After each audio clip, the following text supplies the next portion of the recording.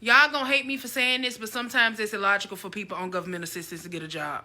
Just because somebody is able-bodied does not mean that they're able to work. Because you have to look at it from a stance of survival.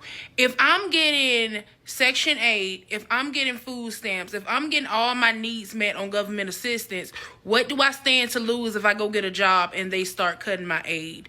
Now I'm homeless. Now I can't afford to pay my bills. Now my kids don't have food, because once you start working, they will start cutting your benefits. And the issue with the system is they don't teach people how to survive without the benefits.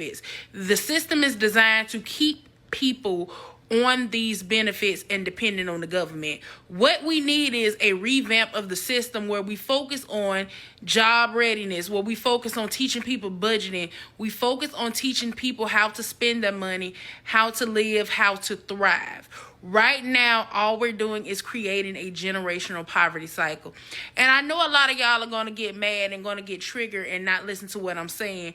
But if you were in a position where you're a single mother with children, right now, you don't have to worry about where your kids are going to live. You don't have to worry about where your kids are going to eat. Would you risk that for the sake of saying you're employed? That's the question. Would you risk it to better your life? We just listened to this young woman break down her thoughts on government assistance. Do you guys agree? And look, while she did say a couple of things worth noting, I want to keep it 100 here. The core of her message is filled with excuses and emotional logic. Let's start with her first point. Sometimes it's illogical for people on government assistance to get a job. Really? What's illogical is expecting taxpayers to fund your lifestyle indefinitely because getting a job might lower your benefits. That's illogical. You're not describing a survival system. You're describing a trap you refuse to climb out of. And the trap isn't made of policy. It's made of bad decisions, lack of planning, fear of growth. Now, the next thing she says is just because somebody is able-bodied doesn't mean they're able to work. Yes, it does. If you can walk, if you can talk and think clearly, you can work. Working doesn't always mean 9 to 5 in a warehouse. It could be remote. It could be part-time. It could be entry level. It can be any of those things. But the fact that she immediately disqualifies herself from trying, well, that says everything. That's part of the problem. Now, this isn't about being unable to work. This is about being unwilling to give up her comfort, that cushion. She says, if I get a job, I lose my aid, and now I'm homeless. Listen, those of you that are on public assistance know that's not how real life works. You don't go from food stamps to homelessness overnight because you all of a sudden found a job. The system scales your benefits as your income increases. It doesn't just cut the cord and throw you out on the street. We all know that. But here's the thing. Even if that were true, why did you build a life so dependent on government assistance in the first place? Why are you raising kids? If you have kids, not sure if she does or not, but why would you be raising your kids on a foundation made of government paperwork? Let's talk about some of the things that she left out. All right. Don't have children you can't support. No one forced her to have children in a situation where she can't provide for. No one forced her to start a family out of wedlock. No one forced her to stay with a dude who can't provide and who doesn't want to commit. Stay clear of those dusty dudes. And let's be honest, she's not talking about one bad decision. She's talking about a pattern of decisions that built this life. How about use what's already free?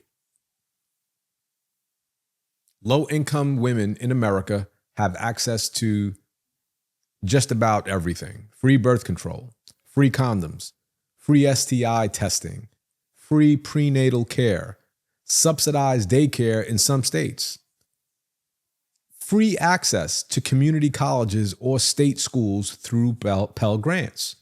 New York City is one of them. You can get your bachelor's degree there for free. Now, if she had used those resources with a mindset of long-term planning, we wouldn't even be having this conversation today. This wouldn't even be a talking point. The problem is that they need to get a real education, not just a degree. Don't just go out there and get some underwater basking weaving degree, because obviously at the end of it all, it's not going to be substantial for you. You're going to have a bunch of student loans like we can see today, and you're not going to be making enough to pay them back. Now, she talks about the system not teaching people how to survive without assistance. And she might be right. I'll give her that. Schools don't teach personal finance. They don't teach investing or how to how to do your taxes or entrepreneurship. They're too focused teaching DEI today. But in 2025, we have YouTube.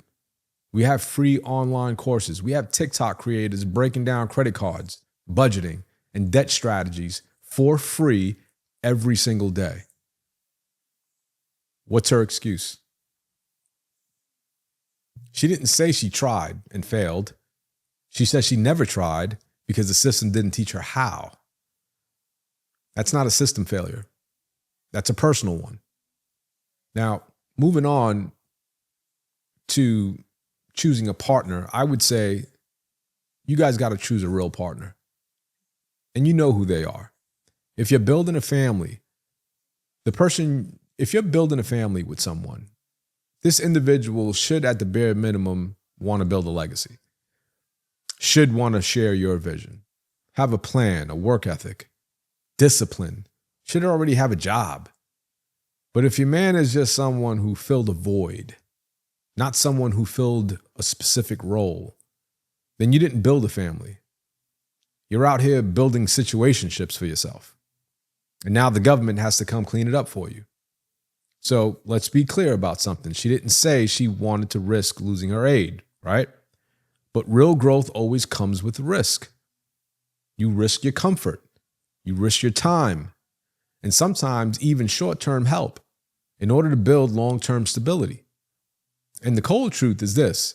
The government assistance she's defending, it doesn't raise strong families. It raises entitled dependents who teach their kids to follow the same cycle. So what should she have done, Rad? You're talking all this crap. What should she have done instead? Delay motherhood until financially stable or married. I would say delay it until you're married first. Finish high school. Get your GED. Take advantage of Pell Grants. Could always go to the military. Pursue a useful trade.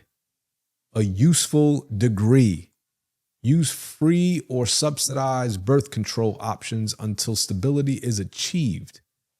Find a partner with shared values, not just shared trauma.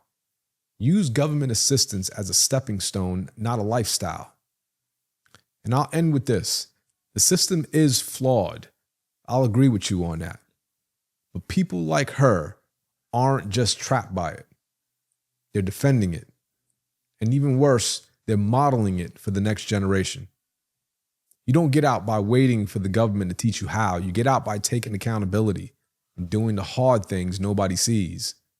Stop playing poor to stay comfortable. And stop glamorizing victimhood to justify your stagnation. And stop asking the rest of us to applaud your refusal to grow. And I'll leave that there. What say you guys? You agree? Disagree? Leave it in the comments. And of course, I'm always going to see you on the next one. I'm always going to link her back to the description. You can find her on YouTube if you want to check her content out. And again, I'll see you on the next one.